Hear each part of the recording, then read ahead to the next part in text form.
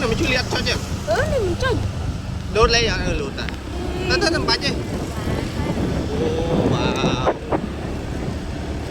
Wow. Kita cepat kan tau. Bạch bắt đi. Đi cái vải kìa. Châu sân. Bạch bắt đi Julie, bạch bắt đi.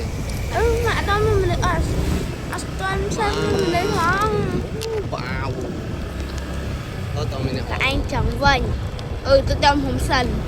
Vậy chờ nè, tôi trong hồng sân. Ê, tôi trong hồng sân. Wow. Wow. Đây, chồng. Xuống giờ đúng rồi. Xuống giờ đúng rồi. Mà ba nó được. Ui.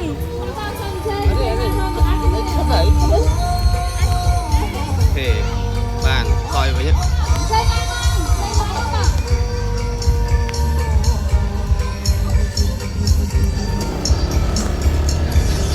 Nhẹ thế này. Đó, để mũi bơi. Tao vẽ cái hòm mày ta.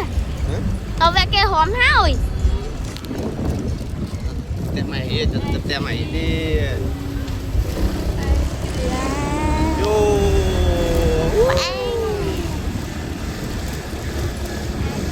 Thầy ông bơi vậy.